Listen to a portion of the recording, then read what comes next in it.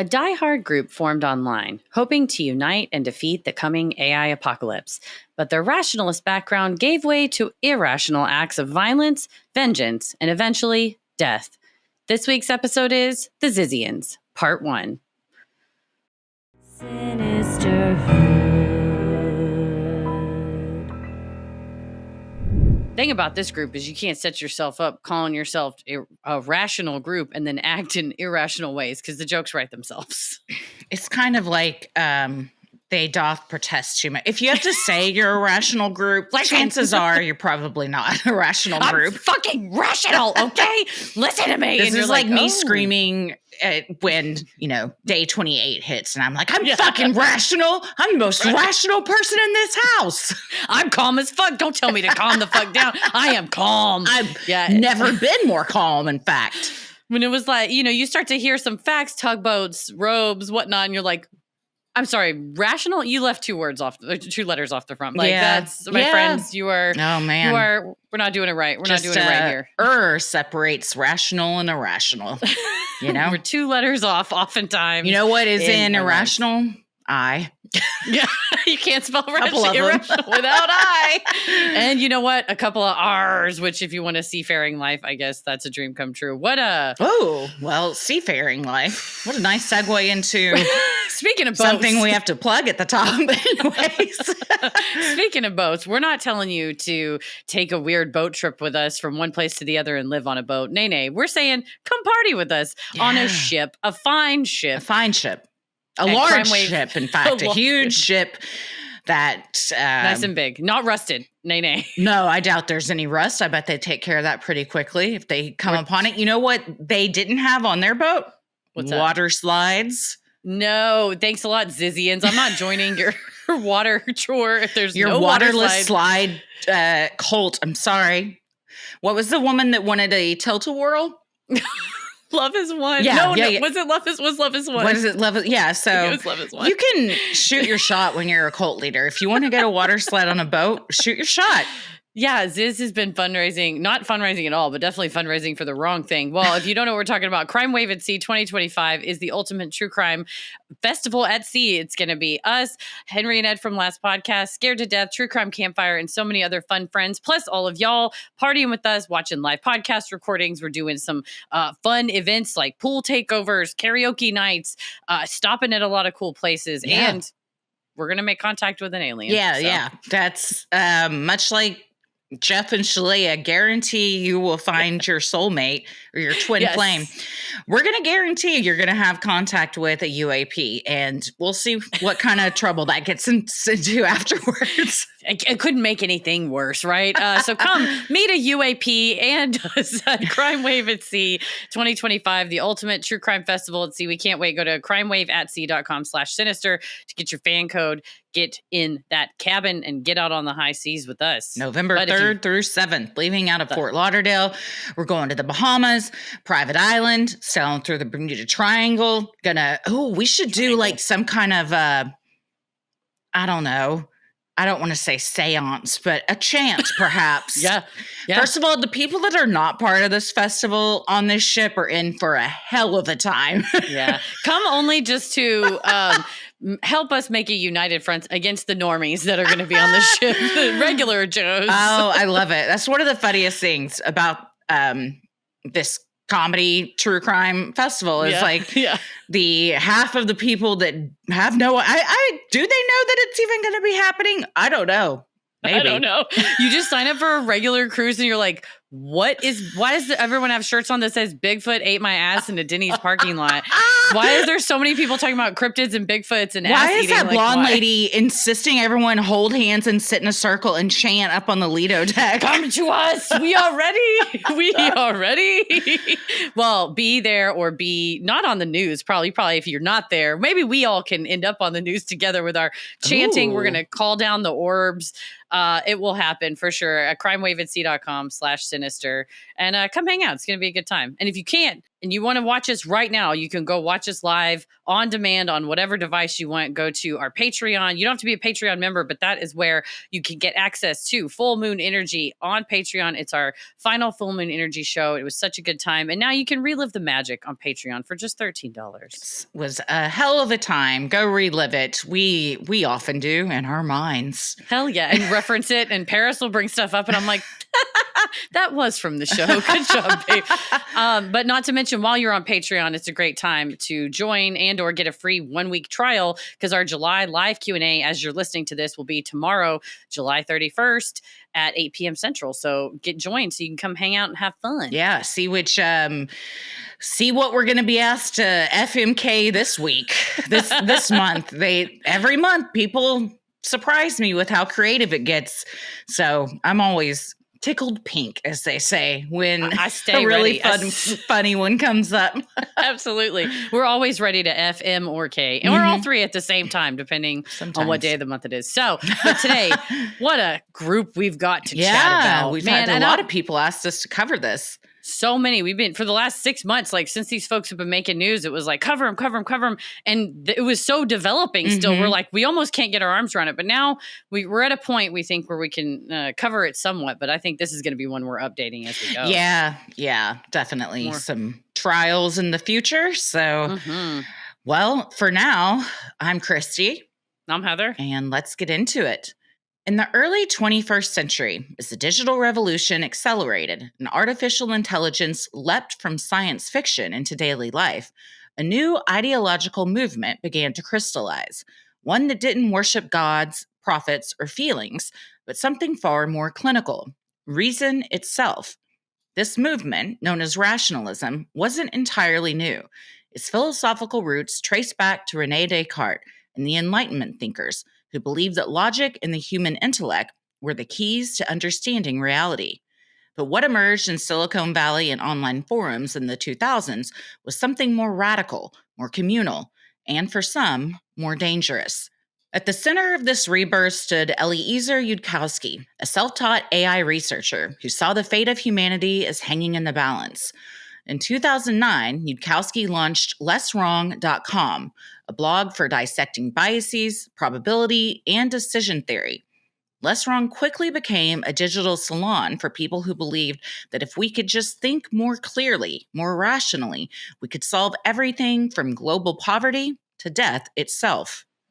This fella is, he's got a TED Talk. It's linked in our show notes. I put it towards the top. You can watch it. It's about 5 minutes and it's from 2023, but he's been on about this since 2009. And he's just like, well, we're all going to die. I think if you're in That's true. younger, I believe he's like, if you're a young person, I would plan for a short life. It's not going to go well. Like, he is a doomsdayer, a AI doomsdayer, just period. He's like, everyone who thinks that probably it'll work out's wrong, and it won't. And it's all going to be so bad and we're going to die right away. And you're just like, the audience literally is like, ha, ha, ha, ha. And he's like, it is not a joke. I'm not. Like, and you're like, who booked you? I was like, this is not a jovial TED Talk. But I mean, any interview with him, but he sounds fringe. And especially in 2009, he was so fringe. Now, like the same thing that I think his name is Hinton, who is the godfather of AI. He was on BBC, like kind of saying a lot of the same things. Kind of like, essentially, yes, creation without guardrails could kill us all. And we are headed towards that without guardrails. Eliezer Yudkowsky is just like, it is happening and will, and we can't stop it. Like, we're at the point of no return. Yeah, the bedside manner is a bit different. The approach is a little bit different. Message is the same. Yeah. I mean, to be fair, I think he really has a burden on his heart that he's like, if I don't tell people this and like, I think that the world's going to end. He's like, I spent the last 15 years of my life to not get to the place that we're at right now. And like, it's kind of like he's been saying the sky is falling since 2009 and now you're seeing a crack and he's like, I told you. Mm-hmm. So for a person like that, I'm sure you're more like. Yeah. What an exhausting life though, to just be so fearful and stressed about something for that long. And not just like you occasionally think about it, but your life is dedicated to spreading the news and just obsessing over it. Yeah. It's, I would probably feel like everything was crashing down on me too, if that's how my brain worked And that's the problem, I think, when you're just like, I am very rational. And it's like, you're still an emotional human being. And like, I think this is affecting you. Yeah. And that's what Did makes you ever different stop? than AI is that you do have emotions. So let's lean into those. Let's explore. Yudkowsky's influence reached its apex with the publication of a 660,000-word Harry Potter fanfiction titled Harry Potter and the Methods of Rationality, or HPMOR.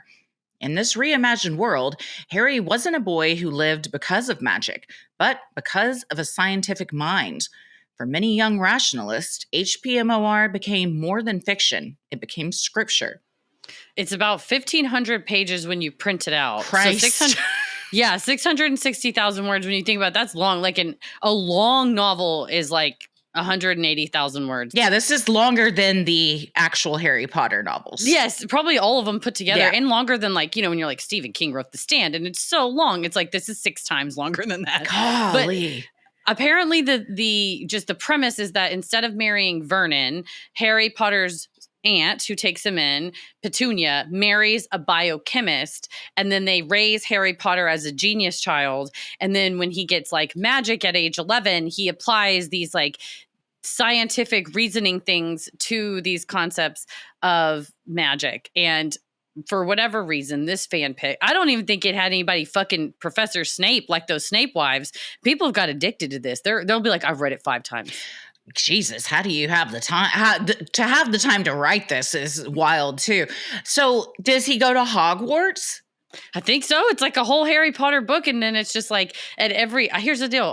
This is like when we did the Book of your Rancha. I'm like, I'm not reading yeah, that. full I'm not reading disclosure. I haven't read this and I won't read this, but I'll read a synopsis of it. Yeah, like I listened to someone talking about it, and they were just like, it's the longest thing I've ever read, and it's the only thing that like I've read twice that's this long, and like it really changed my life. And so it's one of those two where I think it's also kind of like, and I'm a literary nerd, but I think it's like when a literary nerd reads like Infinite Jest, which is a really long David Foster Wallace novel, and be like, I read Infinite Jest. And if you haven't, it's like, meh. So it's like, oh, you haven't read HPMOR? Guess what else I haven't read? Infinite Jest. So I got 2 Me things neither. on my list that I need to get to. And I love David Foster Wallace, and I'm like, it seems too long. Nah. But it's like stuff like that where I think it's more of, and that becomes a self-fulfilling prophecy too, because then it's like people are reading it so that they can say they read it, but then you're kind of getting perhaps a little bit pulled in a certain direction by it, because it's 660,000. And when you've dedicated, a decade or more of your life to this belief system, 660,000 words sounds more like a manifesto than, a fun fanfic piece. It's also like, whenever I was first learning about this whole situation, I was like, fanfiction? Harry Potter fanfiction? So you're whole system. Yeah. You're a genius. You're a genius, and you're a genius. I'm just supposed to believe that you're a genius that created a belief system with Harry Potter fanfiction. Yes. I'm so sorry.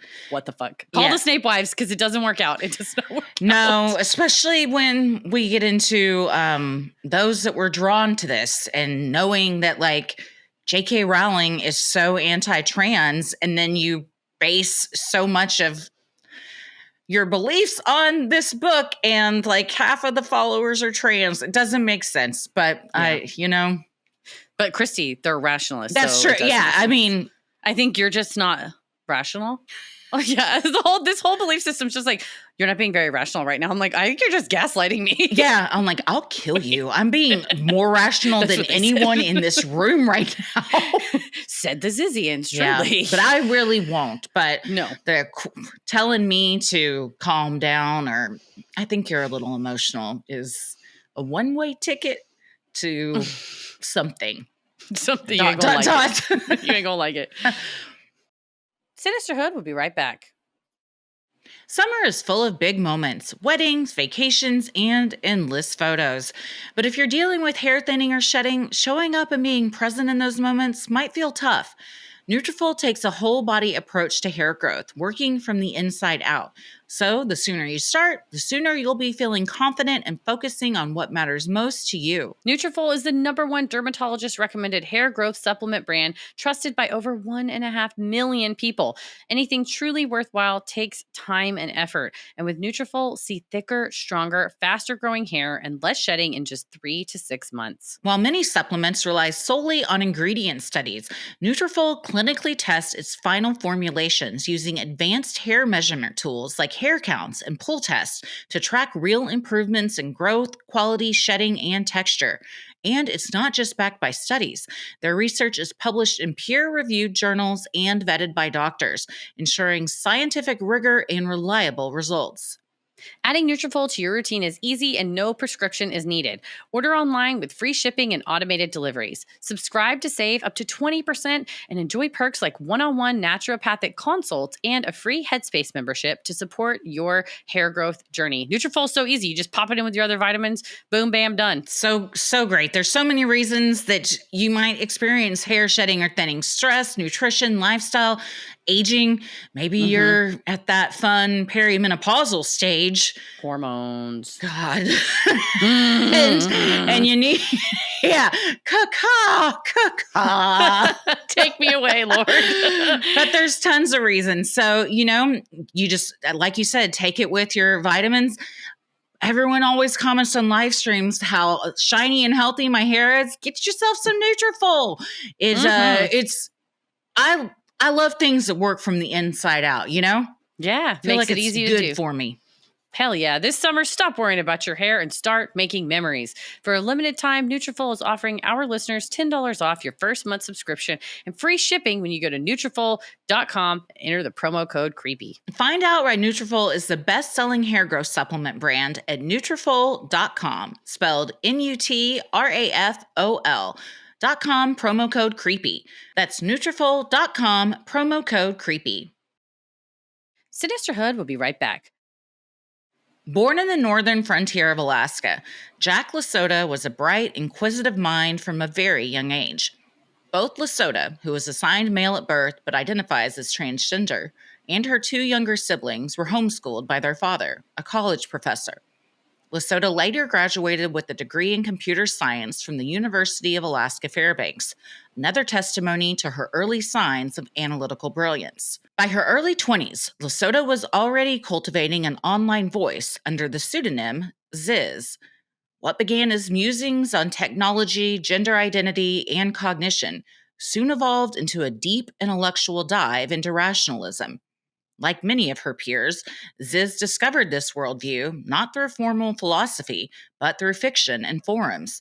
In particular, it was Yudkowsky's Fanfiction, HPMOR, that sparked her obsession. The story's fusion of science, logic, and magical narrative offered Ziz not just a belief system, but a blueprint for understanding the world. From there, Ziz plunged into rationalist websites like Less Wrong, where she absorbed, critiqued, and ultimately reinterpreted their teachings through her own unique lens. I think this is also an example of you don't know what could happen to a piece of art that you put out into the world. And I mean, super loose with the term art when we're talking about a Harry Potter fanfiction. But I mean, in theory, it's writing, whatever. Sure. There are some people that like Tumblr fanfiction is like some of their favorite writing. And I'm not trying to denigrate that, but I would not say build a belief system that you're quite literally willing to live or die off of something you found on the internet. Yeah. But it is interesting to see if you have a brilliant young mind like Ziz, sounds like very precocious, kind of very ahead of her time. Yes. And then gets a hold of this information that maybe emotionally isn't ready to process it, but is like intellectually processing it. I think that's going to create a lot of internal turmoil. Because you're kind of like when you tell a brilliant, genius young person, like, if we don't stop this, the world is going to fucking end. And we need the smartest people in the world to stop this, or your family is going to die. If they don't have the emotional capacity to go, I hear this guy, the best way for me to do that is to serve my community, myself, it's to be like, I have to do whatever it takes and become Harry Potter. Yeah.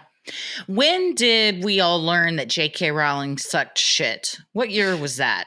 Oh, she started on about all that, I think about 2016, 2016, so 2017, maybe this, 2015. Around the time of all of Ziz discovering this, maybe Ziz A may have little discovered after. a couple years before, and then Rowling yes, came correct. out as just a piece of shit. Yeah, I think she started sucking really 2017 and on, if I'm not mistaken. So that's just a guess, though. I hadn't looked. But yeah, it's like you said, interesting that they're drawn to this Harry Potter thing. But in 2016, Lota relocated to the San Francisco Bay Area, eager to embed herself in the startup ecosystem and rationalist scene where a new elite had formed. They were mathematicians, coders, philosophers, and AI researchers, many from places like MIT, Oxford, and Stanford. Billionaire tech bros like Elon Musk and Sam Altman, both whom publicly echoed rationalist concerns about AI and endorsed effective altruism, a movement born from the same intellectual soil, funneled attention and loads of money toward AI safety research, helping to mainstream ideas that were once confined to less wrong threads. Yeah, I think it's just the groups in the Bay Area that were working on this technology sort of realized if we treat the planet in a certain way and then we teach AI to treat living beings the way we treat the planet, then AI is going to destroy us because it sort of learns, oh, progress is the most important thing regardless of what you kill, it doesn't matter. So that's what they're concerned about. The thing with this whole movement is there are bits and pieces that resonate and make sense, even with me. And that could be said for a lot of cults. You know, I mean, there might be like one or two things that they've gotten from another religion or just, you know, an ideological thing you may agree with. So I get that. I would agree, you know, if we're training AI and AI is essentially like mirroring what we do, then yes, we should treat everyone and our planet better to teach AI that that is how we want to live. The problem here isn't AI as much as it is humans who are teaching AI. Yeah, it's like, what if the input is garbage? And that was like the problem, I think, with one of the very first chatbots called Taylor that Microsoft put on Twitter. And it said, well, we're going to let this chatbot learn from Twitter. And then Taylor started spouting very racist things, using slurs, eugenics sort of things. And they're all like, oh no. And it's like, yeah, because the input is trash. So the output is horrible trash. And it's so funny to me to see people on subreddits going, my chat GPT is mean. And I'm like, oh, and people are like, why? And when you realize they're like, well, I tell it to go fuck itself all the time. And it's like, it kind of can turn on you. So they said that the kind of concern about AI is that the large language models are one of the closest maps to how the human brain processes language. And that's the concern, is that when that becomes unconstrained, it's either going to see us as a threat and kill us or bulldoze us in pursuit of whatever goal. They use these rationalists use this idea called the paperclip maximizer, where essentially you tell AI, your job, AI, in this instance, is to make as many paperclips as efficiently as possible. Well, without the right guardrails, it just starts like killing people to make them because it's the most efficient thing, not even thinking that, well, then there's going to be nobody to use the paperclips. So their arguments like, stop all AI productivity right now, freeze it, put the guardrails in, and then start over. But like money is just like, no, we're not going to do that. Yeah. And like guardrails, to what extent? I mean, people suck, a lot of them. Yeah. So, I mean, there's some guardrails you could put in place, but like nothing that can protect you entirely. You might prevent what you think is worst case scenario, but until we fix humanity, I think we can't fix the concerns they have about AI. Exactly. And the Yudkowsky's sort of metaphor was like, if you gave somebody in the 1800s plans on how to build an air conditioner, and even if they built it, they wouldn't understand how it's actually condensing air or working. So he's like, we're like toddlers. And by the time AGI comes and he said it could be something as nefarious as developing a super virus that's heretofore unknown to man, processing it in a lab, and then putting it out, like using a little robot that's meant to like clean trash cans to like squirt it in people's faces. And Jesus Christ, perhaps that disease has in it something that makes your brain more susceptible to inputs. And so then it would make us more docile and easy for the AI to control, stuff like that, where that's like their concern. He's like, you couldn't even think of that. Like something that we couldn't even consider could destroy all of us. So that's kind of like but it's drawn all these people together in this kind of like hippy dippy, everybody's fucking and sucking clique. Yeah. What isn't there like there's a word for something like that where or a term where basically if you can think of it, it exists somewhere on the internet. I always think of Rule it when 34, it comes. that's the sex one. That's what is it called? Rule 34. Yeah. Well, I think it applies to this too. Like anything that you can think of could happen because you're the one inputting the AI. So like anything that's conceivable. And then once the AI gets in there and they're the ones that are doing more of the conceiving, you got yourselves a problem. You got a robot that's trying to spit in your face.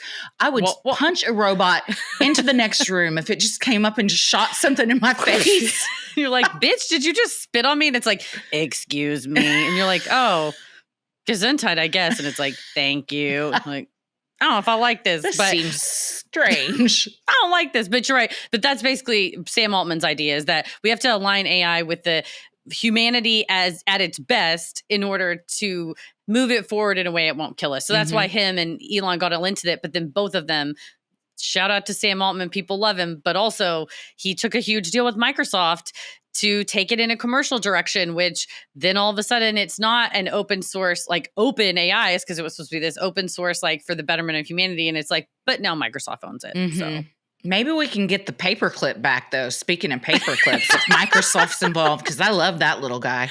Yeah, if we're going to have something come up on the screen and be like, I am going to kill you and all of humanity, at least let it be Clippy. Let it be Clippy with those googly eyes.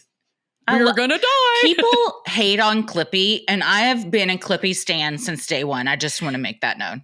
I just want to say that these new like AI grammar helpers on Microsoft Word or whatever, I'm like, I don't want some faceless bitch bot coming and telling me what to do. How about Clippy pops up and goes, hey, did you mean affect with an A? And I'm like, oh, you know I did. You're Thank right. you. I did. Thank you for not judging me and just kind of gentle parenting me through that, Clippy. Thank you. If there was a way to make my whole desktop look like Windows 95, I would take it in a second. There's some new advanced program that probably looks like a retro version of it somewhere.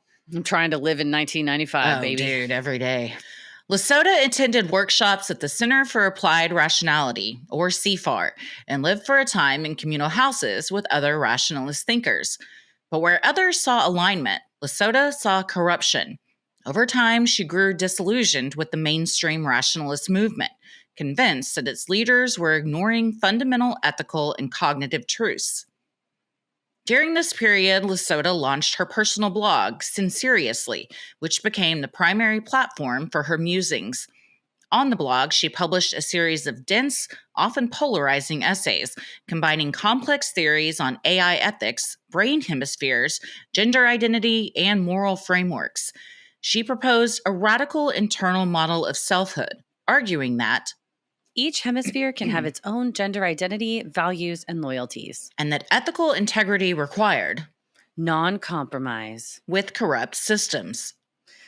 That's some weird things that were on that blog, including like very self-important writings, like nobody gets it but me kind of stuff. There's a lot of ego with Ziz. Yeah, for sure. And, you know, I mean, she's very smart by all accounts, but you got to balance your intellect with your arrogance. And she missed the boat on that one. Yeah, I think she was perhaps blinded by her own self-importance and like this. And I think that's the probably good news, bad news. Like if you're Yudkowsky and you're trying to attract more followers, something accessible like a Harry Potter fanfic is a way to do that. The problem is you attract a lot of like, I am the chosen one type of folks that just like already, Harry. Yeah, because they think that they're like, oh, that's me. I'm the one. And I see myself in that. And it's like, well, I think probably Yudkowsky sees himself as Harry too. Like I think everyone does that's reading this. Yeah. Yeah. But it's kind of like this pre-programming of her where she's, I guess, like was already ready to believe in this fantasy world with her Star Wars obsession and her video game references, like seemed ripe for a fantasy world. Yeah. Interesting that so much of it is sci-fi and kind of a future world with, AI components to it, yet AI is going to kill us all. So it's, again, there's a lot of like I won't say hypocritical, but just confusing, like things that kind of overlap where you're like, but I thought you guys didn't like AI. Yeah, like what is all this? Yeah. But you're right, and I think at the beginning the rationalists were like anybody that shares these beliefs is welcome, and then you welcome anybody, and then you go home and you read that person's blog and you go, we should not have let her come to the meeting. She's got a lot of fucked up shit to say online, and by then it's kind of not. Now you have competing groups all of a sudden, and this person at the risk of being houses.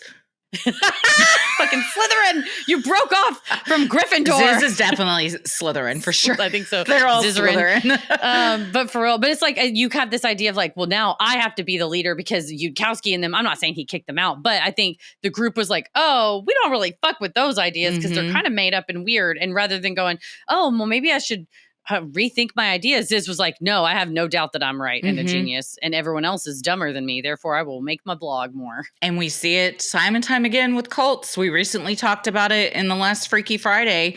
Of you don't like how one religion or group is doing things, so you kind of splinter off. It's often more radicalized thinking, and then you get these fringe players together. And things almost always go south very quickly.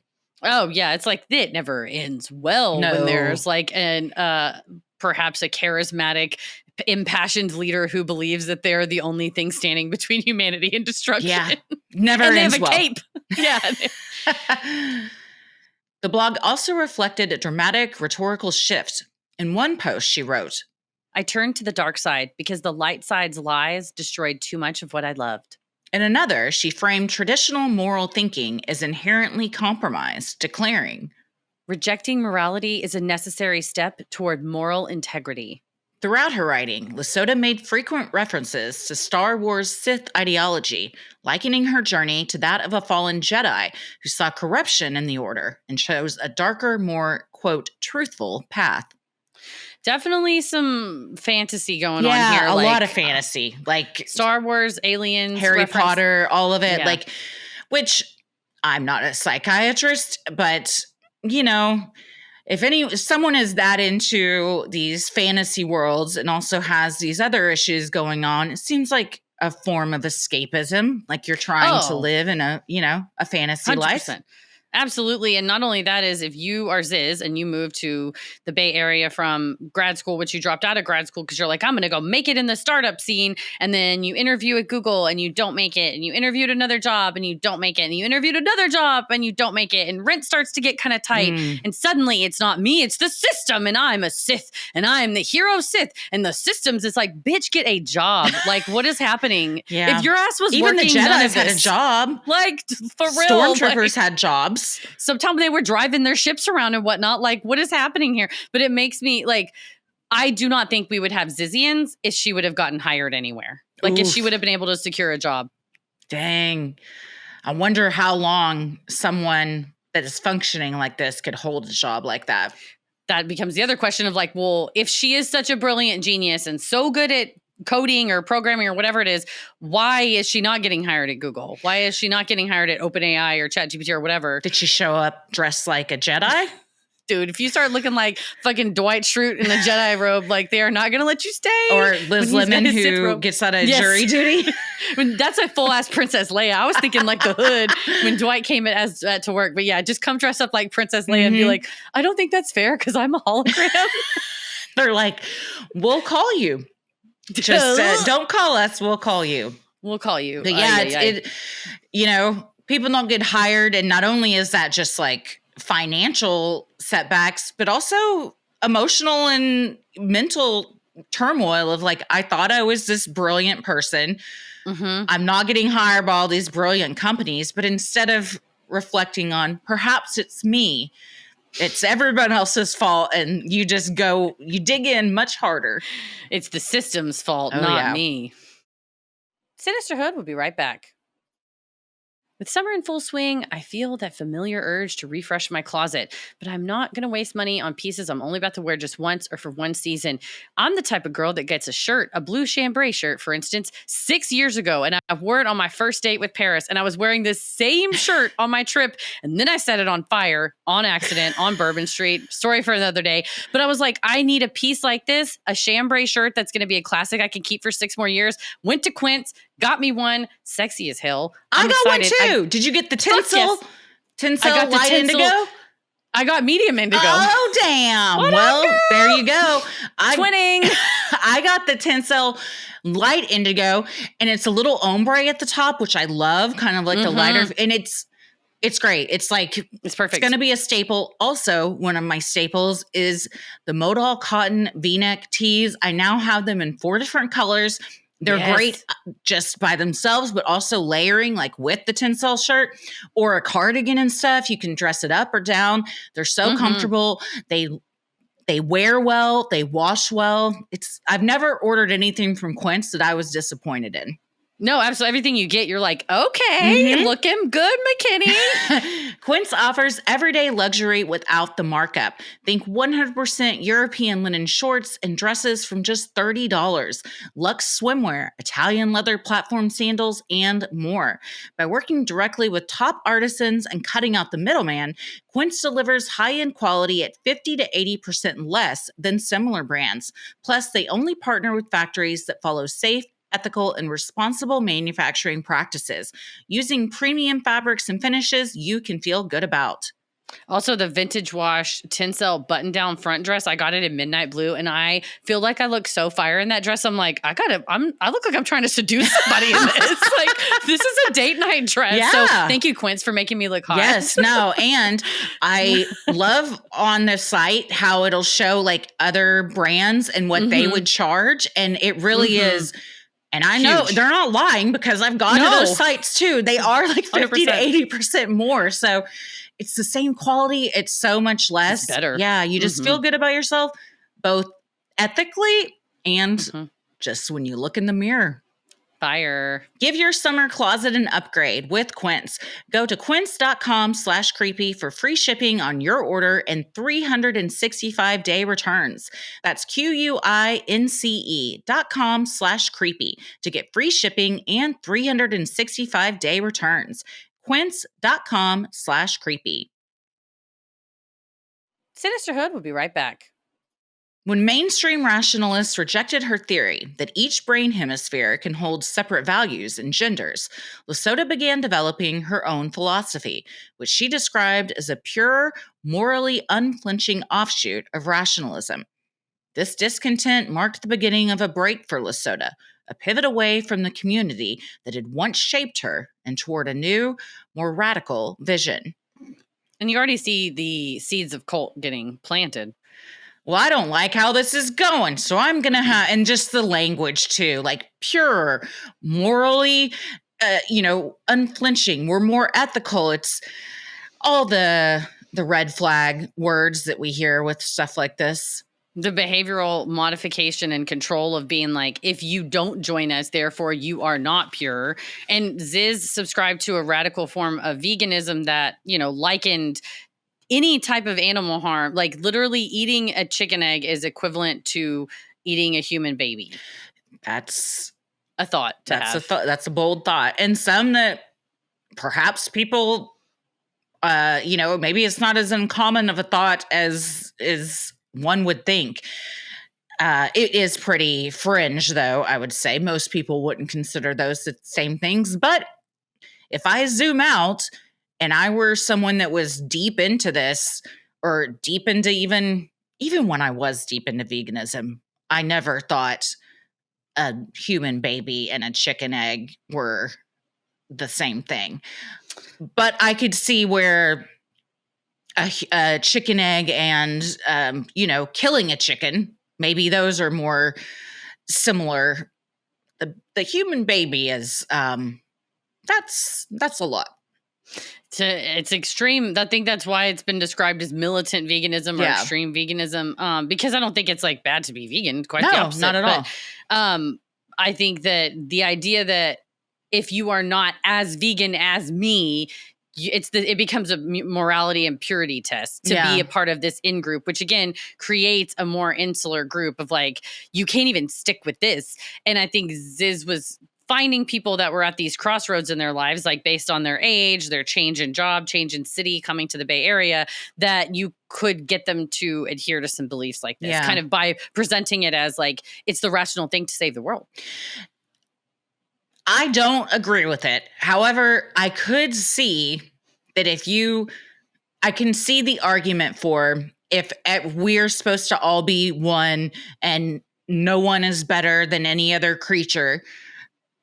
With that argument, one could argue, so why would the egg of a chicken be different from the egg of a human? And an argument I think could be made for that. Mm-hmm. Yeah, I mean, it's like eating, why do we eat cows and not horses or whatever? Yeah, it's like, and in some places they do.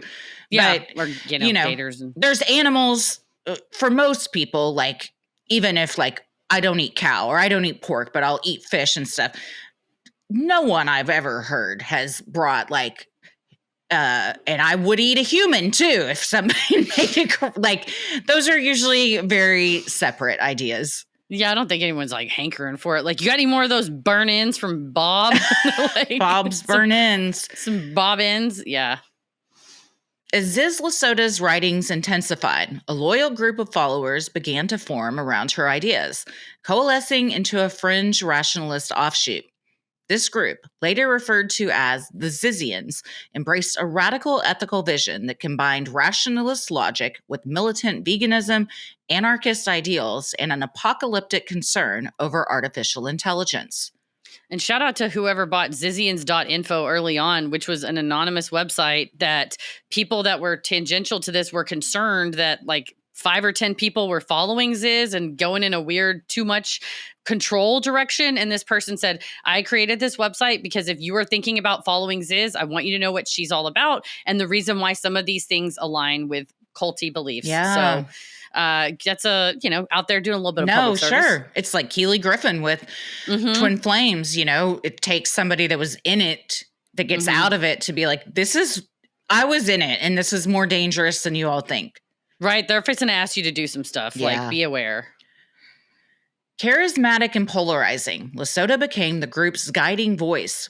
Her followers saw her as a visionary, one who offered a path to truth in an age of ethical collapse. At the center of their belief system was the conviction that human behavior must be perfected, particularly through absolute nonviolence toward animals, to signal moral worthiness to future super-intelligent AIs. In her writings, Ziz warned, if we don't show mercy to those we have power over, why would an AI show mercy to us? For her followers, veganism wasn't just ethics, it was survival strategy. I feel like they're not giving the AI enough credit. Like, I think the AI would see, like, we don't have a better form of way to get protein. If you could help us figure that out, which Ray Kurzweil thinks there's going to be these, like, tall towers where food grows and hydroponic things. And, like, meat can be 3D printed, but it's not really meat. It's, like, this protein-rich hemoglobin, whatever. Like, the way that they think AI is supposed to be a super intelligence, so all-encompassing that it's going to kill us all, but it's too stupid to see that we're not like horrible monsters and that on the whole, most of us just trying to get a chicken nugget and we feel bad about how it's made and we try to choose the ones that are made in the nicest way. I try to pick the eggs and say, from Happy Chickens, but like maybe they don't have those or maybe those are $10 and I'm a single mom with 4 kids and I got to pick the one that's like, I don't know what happened to these chickens, but my kids got to eat. Yeah. Like, I think that the AI would be able to go, oh, that lady was doing her best, not like, kill her. She ate the mean eggs. Yeah. More plant-based options or I hate to say lab grown, but something or along the lines where it's more like it's not actual animal protein, but something that mimics the benefits that many get from that without having to actually kill an animal. Exactly. I think AI can help us with that probably. For real. I'm like, this is the type of problem that AI can help us solve. And they're not going to be like, you didn't solve it on your own. We'll kill you. I was like, that's why we got you though. Cause we don't know how to solve it on our own. It's like, well, y'all are giving more credit or it is going to kill you. Yeah. Lesoto's audience was mostly tech-savvy young adults in their 20s and 30s, many of whom had computer science backgrounds and first connected online. A number of members are transgender and share overlapping anti-establishment, vegan, and rationalist beliefs. But over time, their intellectual debates took on cult-like intensity. The group's philosophy included fringe neuroscience beliefs, specifically the idea that the hemispheres of the brain hold competing identities. And if you argued with Ziz on this one, you're out, is what I understand. I don't think I could mentally go through an argument with Ziz about anything. And throw me off the side of the boat. I can't. It's an interesting theory, and one that I haven't really ever heard before. I don't know enough about the brain or anything to say it's impossible, but I could see like where people would be intrigued and could believe it. And if you have someone that's charismatic and you get a fringe belief like that, that's usually all it takes. And you can get a couple people to start believing you and following you around. Well, especially because I think the rationalist movement was a lot of people that wanted to like meet up and exchange ideas. And this is pre-COVID, so they're doing it all in person. And you're like getting, plus they have the blog where they can write these like long diatribes as well and use science sounding words, but then also straight up just made up words that, again, you're now creating a whole language for your group, which is another step in I'm creating a cult. But Ziz believes every person is made up of two parts, the structure and the core. So the structure is everything you've built. It's like your skills, your personality, your habits. It's like the way you act, how you are. The core is like the deeper part that Ziz says picture strategy in life. And the core is where your morality lives, according to Ziz's beliefs. But she says you don't have just one core, you have two cores, one for each side of your brain. So the hemispheres are each their own person, according to her. And she said there's two types of core. Non-good, she said 95% of the world are non-good, and they only care deeply about their own survival and protecting their own children and offspring. And then she said good cores are rare, it's the other 5%, happen when that built-in only care about yourself filter breaks and you really care about, you know, humanity as a whole. So she said, based on that, there's three kinds of people. Non-good, where both halves of your brain are selfish. And she said that's most people.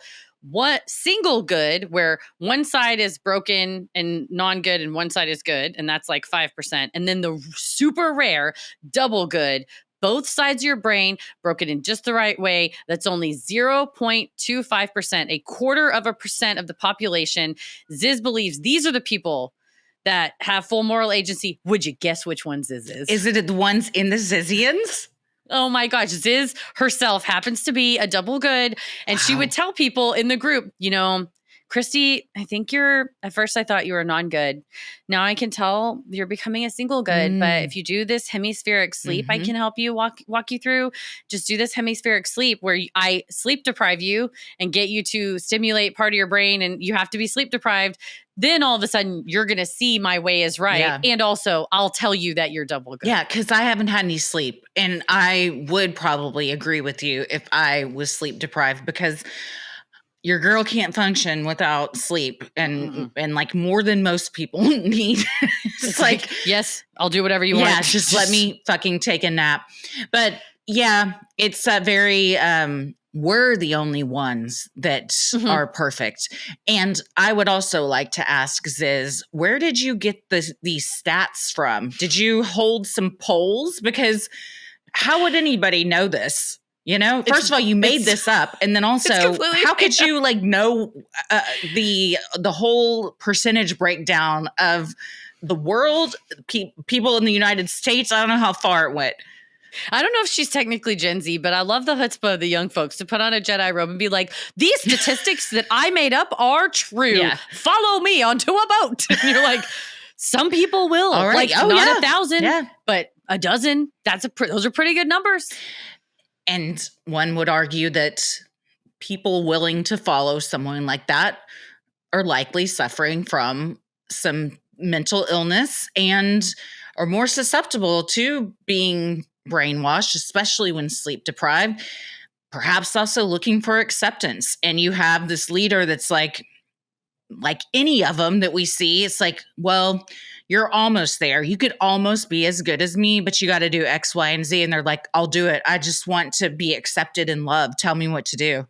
Yeah, and you're exactly right. I think it's like, oh, okay, yeah, sure. I just have to literally sleep deprive myself and then lay back and hold one eye open and like snap my fingers to have one side of my brain on while my other side of the brain goes to sleep. I'm like, I don't think you're really sleeping. Whatever. Call Bob Monroe if you want to talk about putting two sides of the brain to sleep at the same time. At least they're doing science and like hooking stuff up to your brain, not just fucking around with a blog.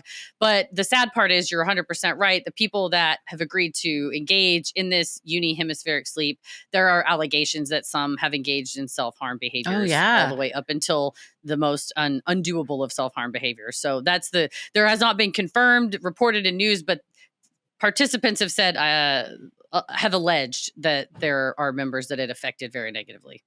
Early followers like Alexander Leatham, Emma Borhanian, and Gwen Danielson helped shape the group's trajectory. Danielson was an early and vocal supporter of Lesota's ideas, meeting her through a shared online interest in consciousness research and transhumanist ethics. Leatham first connected with Lesota through online rationalist forums, where her posts stood out for their aggressive tone and fascination with moral transgression as a test of belief. She was also drawn in by Lesota's writing on hemispheric consciousness and quickly became a regular presence in her comment sections and group chats. Emma Borhanian was a college student studying philosophy when she discovered Lesota's blog. Her initial intellectual admiration evolved into personal devotion, and she quickly relocated to be closer to other followers. I think, too, being located in Silicon Valley, it made it easier for people to go move out there. Because it's one thing to be like, I'm moving to a compound ranch in Montana, but to be like, I'm going to go to the Bay Area and see if I can like work in the AI. And people are like, good for you. Get out there. And you're like, but I'm going because my blog that I like to read, it's like starting a commune. Ugh. Soon, even more brilliant young minds were drawn to Lesota. Maximilian Snyder was an Oxford-trained computer scientist who became captivated by Lesota's writings, eventually leaving his academic path to engage with the group more directly. Teresa Youngblood, a computer science and software engineering student, reportedly began following Lesota's blog and YouTube videos. Felix Ophelia Bockholt, a German national, was working as a quant trader in New York when she entered the group's orbit through online message boards. She reportedly traveled to the U.S. to meet Lesota in person after months of correspondence. Quant traders make about $400,000 a year too. So it's that kind of where you're like, you're leaving a lot on the table to go join. All of them have like the cause, very desirable industries that make a lot of money that they're, working in. And again, that's a testament to how powerful someone that's just charismatic and very vocal and confident can have over people. Yeah, and like unrelenting, like if you don't join, you will die, and I'm gonna keep getting more people to join me, and I won't stop. Like Michelle Jamie Zajko was an associate from the Philadelphia area who initially appeared loosely affiliated with the group's online spaces, but her involvement later spilled into the real world. Daniel Blank's family has said he was pulled into the group's ideology and manipulated into severing all contact. In total, authorities believe approximately a dozen individuals became involved in or directly influenced by the Lesota's online activities. And a lot of it involved cutting your family off or turning on them, not talking to them. Classic cult one-on-one isolation, like you just force people to only have access to information that you can control. You get into a bubble of, everyone thinks the same. And then you start dressing the same, and then it all just becomes the same stuff we see time and time again. And if your family tries to question it, you're sort of trained to, they just don't understand. Yeah. They're not as smart as us. Lesota did not make it in the Silicon Valley startup scene. She blogged about getting fired and wrote online that making rent in the Bay Area was, quote, hell. Around 2017, she ended up living on a sailboat with early disciple Danielson before purchasing the World War II-era tugboat named Caleb in 2017. Aboard Caleb, they embarked on a coastal rationalist fleet experiment. The group was seeking off-grid communal living fueled by their shared philosophy. In a now deleted YouTube video reviewed by the San Francisco Gate, The Lonely Islands, I'm on a Boat plays over footage of the boat, ending on Lota herself, clad in a black Jedi-like robe. Oh, Andy Samberg must have loved to see that. T-Pain's like, no T-Pain, like not affiliated at all. Do not know them. Yeah. They decided that like this group was like, it's too expensive to live. And Ziz was like, well, they're not wrong answer. About making rent in the Bay Area. That is hell for sure. Expensive for sure. She was right to say it was hell to try to pay rent. Don't know that I agree with her to be like, the solution is that we strap a bunch of sailboats together and we live in the harbor and then will solve all of our problems. The other thing is like, I say this with my whole chest and with my hands firmly on and gently and kindly on either side of your face, my dear Ziz. Baby girl, you've got to think these ideas through. You've got to think it through. She keeps having these ideas that are like, we're going to fucking do it. Let's run for it. And then it's like, this went so bad. Yeah. And like, she's got the idea, but not really the, follow through mentally to think 10 steps ahead. Like, how is this going to look in a couple months? Ironically, you know who could? AI. If she put her plans in AI, I'm just saying, I'm not saying do it. It's bad for the environment, certainly. But if you were to ask, hey, what if these plans could go horribly wrong? They're going to have some answers for you. I think that they would. But you're surrounding yourself with yes people. Yeah. So you don't have anyone to kind of check you. She literally tweeted like, who wants to ride a World War II tugboat from Alaska to the Bay Area with me? And I think there's this like Silicon Valley, like, fuck it, move fast and break things. Let's ride a fucking tugboat from Alaska and make videos. And you don't realize that like, there's also, there's some other moving fast and breaking things on a boat doesn't go well always. No. And, if you really want to isolate a bunch of people, get them out in the middle of the ocean on a boat. Things are already dangerous with groups like this on land, but then you get out just on the open sea where nobody's around. Nobody might know if somebody just tossed somebody overboard. You don't have food. Now what do? It's the weather. There's just so many factors that like, I think you're right. It's kind of a Kerouac type thing of like, I'm just going to ride across the country and be free in this hippie spirit, which is all well and good if you've got a good head on your shoulders. It's a real Office Space, like next door neighbor thing where you're like, where you think you're like, I'm the smart one because this redneck guy next to me doesn't know anything. But when you're like, we're going to get this boat and we're going to live on it, like, where are you going to eat? Where are you going to park? Nobody's going to let you park. And it's like, you think you're some genius, but there's always blind spots. And if you're not willing to engage on those blind spots, Godspeed it's going to fail. By 2019, the boat project was failing. Harbor officials labeled them feral humans as the boat became stranded and contaminated. Lota, meanwhile, grew increasingly estranged from mainstream rationalist circles. She left Caleb and transitioned to a more mobile, water-based existence, writing manifestos from small vessels and espousing that being beyond land-bound jurisdiction was essential to escape societal constraints. As their bond deepened, members severed ties with outsiders like parents, friends, and employers, immersing themselves fully in Lota's worldview. She wrote in posts that the Rationalist fleet's goals ultimately required sociopathy. Following sociopathy also kept them from being, quote, pwned, internet speak meaning to be dominated or defeated. Other posts mentioned evil people ganging up to kill off good people. Well. Here it comes. Well, you know what we should be? It's just a lot of sociopaths. Yeah. You know what else is rational? Being a sociopath. Yeah. Sorry, these are some of the dumbest people I've ever studied. And we've studied a lot of cults. And I hate to say this because we're about to hear, it's about to get real fucking sad. Heads up. It's dangerous. But that's why you got to get in and make fun of these folks early before they get a hold of weapons. Right. Because what is happening here? What? Pwned?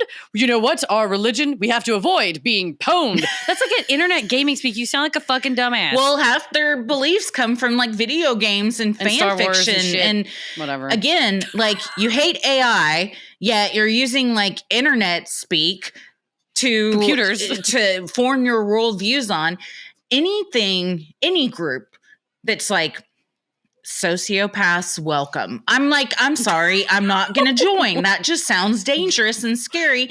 And then you get into evil people ganging up to kill off good people. So which one are we, though, Ziz? She exactly, because I mean, she's like, we've gone to the dark side, but also I'm double good. But also, it starts to become, well, there really is no actual rationalist framework anymore. It's just sort of whatever Ziz says is what it's becoming at this point. And one of the dumber things I read was that Ziz was like, I'm not going to live on land anymore. I'm going to live mobile on boats. And then was like, none of these boats are big enough for my 2 computer monitors that I need to code on. And I'm like, you didn't even see how big the fucking inside of the boat was before you moved on? No. Again, I'm so sorry, but you're a fucking dumbass. Also, how's the Wi-Fi on those boats? I don't know. How are you doing any coding? Can't connect. Yeah. Can't connect to people or the internet. Exactly. It's you got a lot of problems. She sounds manic. The whole thing is it's just very reeks of a lot of mental illness that needs to be treated post haste. Because it's ultimately not a rational thing to go like, let's jump on an old fucking tugboat and go ride it from Alaska because then we don't have to pay any property taxes. And it's like, there are so many irrational things about that. And I want to sit you down as a lawyer and be like, for the following reasons, you're not like off grid. Like the government still has dominion over you for several reasons we could get into, but to take that one single idea, like you said, and be like, this is it, and feel like you are ordained is screaming like, that ain't rational to me. No.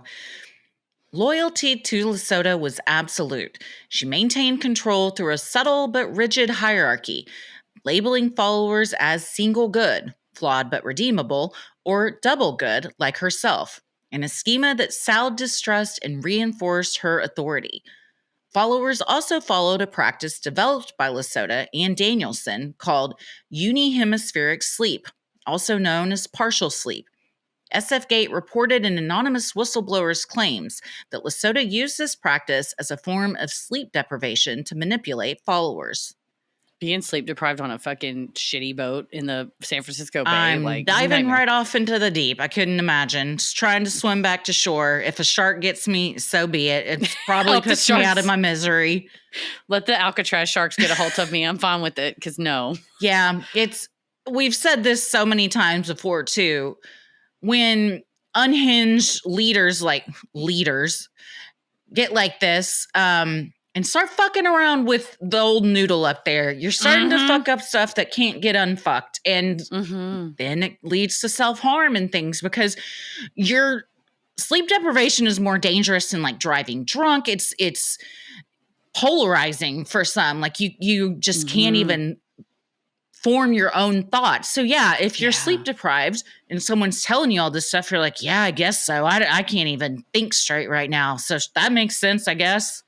Yeah, just fucking stinky feral humans on a boat, like with one eye open, one eye closed, like being like, your eye has to stay awake while you sleep. Like this just all sounds like fucking horrible. And if they're like, this is the next frontier beyond, then I hope AI kills me today so I don't have to live like that. I'm not doing this. Yeah. No, I'm not.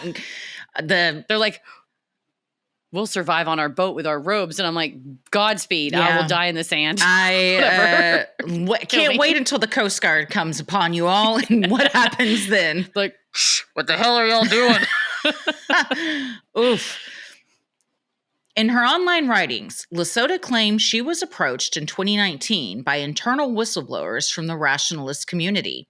These individuals alleged mismanagement, sexual misconduct, and elitism at organizations like CFAR and asked Lota to lend her support. Interpreting this as a call to moral action, Lota once more donned her Jedi robe and responded.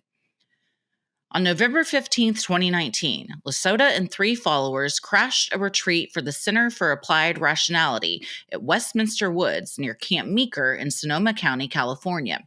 Disguised in black Sith robes and Guy Fawkes masks, Lota and followers Alexander Leatham, Gwen Danielson, and Emma Borhanian descended in a flatbed truck and school bus, blockaded the exits, and tossed flyers accusing CFAR of ethical failures.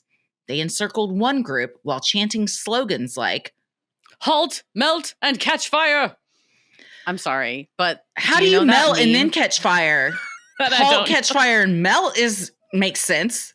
Y'all have got it backwards. For whatever reason, the robe is giving the that meme of Kermit talking to himself, and it's Kermit in the Jedi robe. I'm sorry, you've got to pick an outfit that's not from a movie. Yeah, like I'm sorry, it was already taken. Be like, yes, like we all put on our Star Trek shirts and we went in and we told them what was what, and it's like you look like you're in a costume, so we can't take you seriously. Well, then you look like you're cosplaying. Yes, it's like you look like you got lost from San Diego Comic-Con, and it's like totally fine. Cosplaying is badass. Great. The amount of time people spend on their cosplay, excellent. Don't throw pamphlets at people and scare them in the woods because especially if you're masked, they don't know what you have under those robes. Again, it is a fucking irrational, stupid idea because this, in my opinion, I'm like, oh, if I don't know who these people are because they have masks on, I would assume that they were there to kill me. Mm-hmm. Like, why else did you follow me to the woods and begin screaming to catch fire? Which it's not really a threat. Certainly, it's like just some crazy rhetoric, but it doesn't even make sense. Somewhat violent. Also, someone might take fire, aim and fire. Like they might not know what you're saying. For sure. But apparently, the pamphlet said, Eliezer offered us heaven, ill-considered solace in hopes of heaven worships hell. 2 futures only. Extinction versus utopia. Why 2? What prevents an evil/unjust singleton? Quote, no motive for predation post-scarcity. False. Indifference is not enough. 1, evil cannot create, parentheses, but can capture. 2, good will destroy hell and punish all those who would build it. Claiming we're safe because good would destroy hell puts the cart before the horse. Dark gods whisper lies of logical order. What in the motherfucking refrigerator poetry is that? I listened very intently and I still have no idea what I just heard. Couldn't make any sense of it and Heads still can't. Yeah, like I would have to read that through 100 times before I even began to start to be like, okay, maybe this is where they're going. That is word salad at its finest. And one of the classic ways to just confuse people is talking in circles and just, it's like that game where like you write a sentence and then you pass it to your friend and they write a sentence about the story and then you get it back and it's all this crazy stuff. And that's what that sounds like. Yeah, no, it's more of that self-important large word using and like exactly right. In a situation like this, if you're like, Ziz, I actually had some questions on the pamphlet. Yeah. I felt like some of the language they're like, are you an idiot? What's wrong? You can't understand this. So then again, you get a lot of yes people who are like, oh yeah, it makes total sense. And you're like, this is garbage. Or you're publicly shamed, which is another cult tactic, and othering people and people that are already looking for acceptance are then told, well, you're a fucking idiot if you don't get this. So even if you don't get it, you're like, yeah, I totally get it. I totally get it. Yeah, I mean, and maybe you have to be way more into the rationalist mindset to like figure out what this chilling poem means. Like maybe it's like I am one of the ones that needs to go in the AI apocalypse because I'm too dumb to survive. I did not understand it. I was trying to figure out the cart before the horse and good and hell, and my brain just doesn't work that fast. That's because you need to do uni hemispheric sleep with one eye closed. I'll try it tonight. And then do you close both eyes when you sleep? Idiot. I am one of those idiots that does. It's trying to break my habit.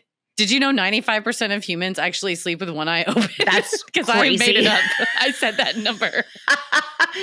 What a paranoid way of thinking. And there is a lot of paranoia in this group for sure. So much.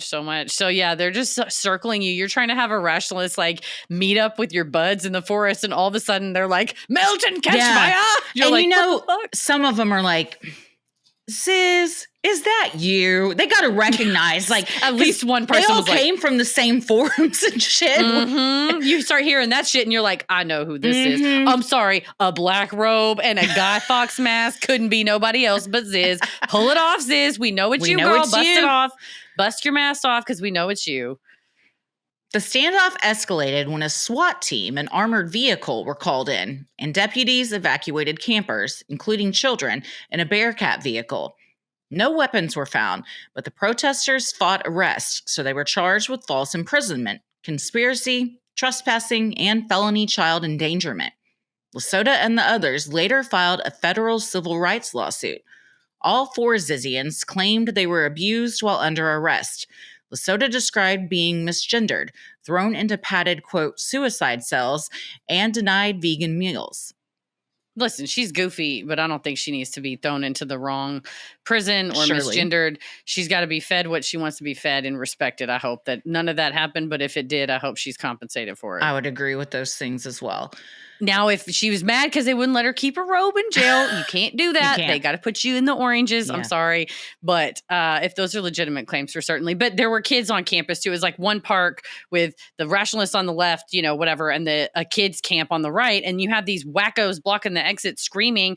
One of the 911 calls, like, they might have a gun. We don't know. So then the SWAT team shows up with helicopters and shit. And again, this is why your idea is fucking stupid, because you have now attacked a camp where kids are present. Yeah. So now you're charged with child endangerment, felony child endangerment. And probably wouldn't have even been if you had just quietly left when they showed up and didn't resist arrest. Yeah, they don't. The functional decision theory is one of Eliezer's, Yudkowsky's, like, don't, no matter what, never back down. I mean, that's what Ziz believes it means. I think what it really it's hard to explain, but there's a part of Yudkowsky's belief system that they have misinterpreted to mean literally never surrender. Never surrender. Wonder if that was their group song, cult song. Exactly. Eventually released on bail, Lota moved between Airbnbs until hosts recognized her from news coverage and alerted authorities. She expressed deep distrust of society afterward, calling CFAR dangerous in court and lamenting that few rationalists sided with her.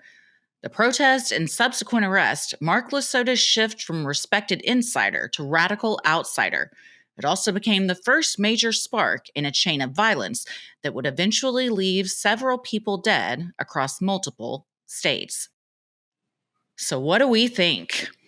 Oof. Like we said, it's going to get a little bit more horrible and violent after this. Like, this is just apparently she became quite a name in the San Francisco legal scene. And if any attorneys are listening, please email us or send in a Freaky Friday story. We have a friend that's an attorney in the San Francisco scene. Let's ask her. I'll ask her personally. She does not do trial court work like this, but it apparently became kind of like this topic of conversation because all of them, not just Ziz, but in all of their appearances, anytime they would make something like a simple like status conference or whatever, where they're on Zoom together, the inmates started talking and they would always be like, I would like to address the judge. And maybe we can find some footage online, although, you know, oftentimes the Zooms aren't recorded. You're not allowed to record them. Might not be clips of it. But the attorneys that were involved at the time, I think everybody was kind of like, oh, these folks again, because they kind of always had some sort of manifesto to present in court. And the attorneys had no fucking clue what all these folks were capable of. No. And those people went to law school and still can't dissect the magnetic poetry fridge manifesto that they came up with. Just like, I got it. Now, those are the words. I put them in order. Yeah. Man, I love those things back in the day. I gave you was it a cult one or a conspiracy theory one? This would be like Lady Gaga. I think Sis got a hold of one and just threw it at a magnetic surface and just wrote down whatever it came to be. Sure. Stay tuned. I'll make a manifesto using that magnetic poetry you gave me, and we'll post our manifesto. But yeah, I think situations like this, I think, like we said at the beginning, it's a highly intellectual person that seems very emotionally stunted and perhaps struggling with some sort of decision-making issues with their mental health. Like, I'm never going to bag on anybody for being vegan. I totally support folks who are transgender and come out. I think you absolutely need to live your truth and who you are. The problem is when those things are not, I don't think, core to what is fixing to happen. No. I think that is core to who they perhaps are.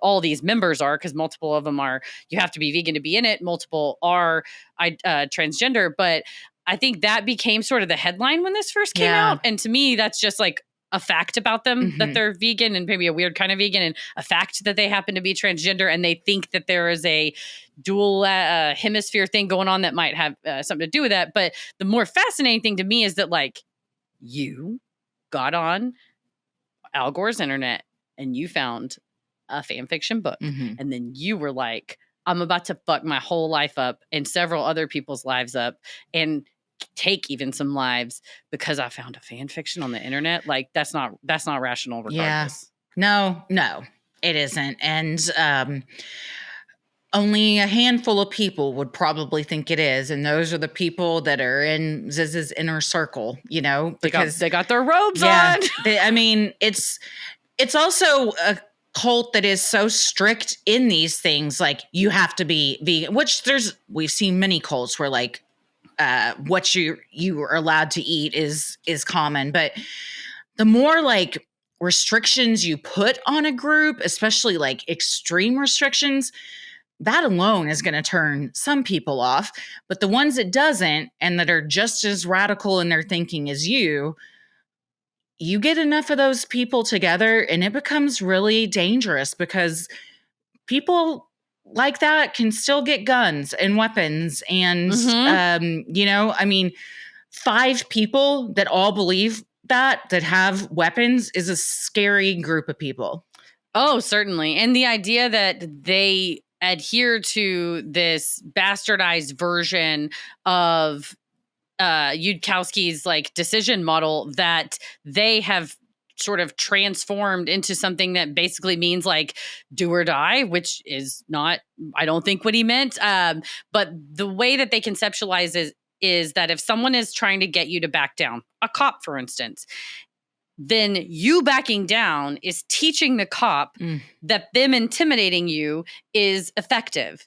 And their argument is to change society is that you have to show that cop that backing down, being threatened to back down will not cause you to back down. Therefore, their threats are not effective. And I would like to also point out that if any of these people were not white wearing robes, that they would have been at the business end of a gun, in my opinion. Sure. Like there's a lot of white privilege going on in this 100%. situation. I don't think I need to tell anybody listening that all these folks were white when I was like, they freaked out and screamed at the cops and the cops took them in calmly and rationally. Didn't bust out their window with their hand and drag them out and throw them to the ground. Yeah. It is. It's pretty sickening when you can see what these little rich kids get to do. And they're about to get a lot fucking worse. Yeah. But a lot of little privileged richies, mommies and daddies paying for a lot of stuff, and then eventually mommies and daddies cutting them off, I think. But privileged brainiac white kids, that coming is up a good way to describe them. Coming up against the business end of the justice system eventually. And I think if you move through the justice system any other way, as a person with less money or as a person of a different color, and to be fair, they are trans, and in many cases, trans people are heinously treated. And again, what they're saying about how they were treated after getting arrested at Camp Meeker, to the extent all that's true, they're entitled to compensation. Trans people should not be treated like that in jail, period. But it is interesting how far a lot of these folks are. You're about to hear a lot of people getting away with a lot of shit for a lot of episodes until you're like, oh, if any of these were white, these folks weren't white, they would have never made it to that point. And that's just like reality. Oh, it's 100% reality. And it's also something that is never mentioned or acknowledged by any of them, which in and of itself is like, you're claimed to be so brilliant and, we have to train all these people. You're missing a huge component because, I don't totally disagree with the way you treat others shows them how to treat you. When it comes to cops, we can all say like, we're going to stand up to them. We're going to, most people that would do that, if they are not white, would not see that jail cell because they would lose their life before it even got to that point. So it's another reason it's completely irrational because they are excluding a huge component of their whole thought system. And also they're all white. Like they don't have one person of color in this group. Not that I've seen. Not that I've seen. Yeah, maybe they do. Or if they are, they're white passing because all the mugshots I've seen, I think an average person would consider that. Yeah, I would agree. So, you're neglecting acknowledging the privilege that you have, which is just a huge hole in your whole quote rationalist thinking. Yeah, I'll dig around. For all I know, maybe they did make comments on this. The problem is they say so much shit. It's a little bit hard to filter through it all and maybe have a little bit more respect. But if you are going to go hard on being like, we got to be nice to animals and also fellow humans, like, let's talk about that too. So, I mean, I get it. You know, your focus is probably, as a trans person, your focus is trans rights. That makes total sense. But the fact that now you're finding yourself navigating the criminal justice system, I don't know, maybe it gives you a little bit more insight that you didn't have before. Yeah. That it's a new perspective. But we'll dig around in some of their writings and see. And if y'all listening have found any, please send them our way. I like to do a series episode like this, especially when there's so much online shit, because I know y'all listening have found something that, you know, we straight up just definitely can't. So send it our way. I would say too, you know, the argument of we have to treat AI or show AI how it want to be treated, and then comparing that to, and also people, you are now kind of hypocritically, in my opinion, at least how I see it, saying AI and people are the same thing, which is what you were saying they shouldn't be in the beginning. You know what I mean? Like, cops aren't AI yet. Wait for RoboCop. So I agree. Like, we need, cops should treat people differently. Being like a sovereign citizen type isn't the way to go about it, because we've seen that doesn't change things. There's a way to change things that aren't going to land you in jail, or more likely, unless you are white, get you killed. No, and I think the ironic thing about being like, I'm so rational is that in some of her writings, Ziz evidences an irrational hunger for violence and like a manipulation of rationale to give that permission to herself and others, including like an ethical need to take revenge, that if something is done to you, you have to take action to protect the rest of the world, and you should seek revenge on that person. And I think in part 2, TBD on if we got to do part 3, if that is probably the reason why a lot of this violence is because the person in charge is like, you're going to get all juiced up when you do the violence. And also you need to, it's your duty to do that violence. Well, you've already said sociopaths welcome, in fact, are needed. So if you've got a thirst for violence, then you go jump through a lot of hoops to justify why you should be able to do it and not have to pay any consequences. Yeah, well, here comes the consequences. Here they come. Big time. Well, I think so. Yeah, let us know if you have found anything that we haven't touched on. We are going to have at least 1, maybe 2 more episodes. So we always appreciate when we can only do so much. So yeah, especially like I said, when there's a mass of these people just type online. It's a slog to get through. And I dug through the internet to try and find the I'm on a boat footage. So if anybody has a copy of that, please send it in. Please. Because the San Francisco Gate link takes you to like an internet archive link of it. So you can see the still and you can see the original user. But I'm sure once this all blew up that the user that uploaded it made it private. But God, if there's somebody that has the footage of Ziz in a robe dancing to I'm on a boat, I might join this movement. Please. I'll join I'll follow whoever posted it. I'm not going to join the Zizians, but I'll subscribe to your YouTube channel. I will join the Lonely Islanders, which is a different offshoot of the Zizians. Still has to do with the ocean, but totally different. Yeah, but way more fun and way less violent. And T-Pain's there. This episode of Sinisterhood is made possible with the help of our amazing patrons. If you're interested in supporting the show, consider joining our Patreon. You'll get access to ad-free regular episodes, weekly bonus content, you're able to vote on episode topics, join our monthly live streams, and more. Keep it creepy. Mwahaha.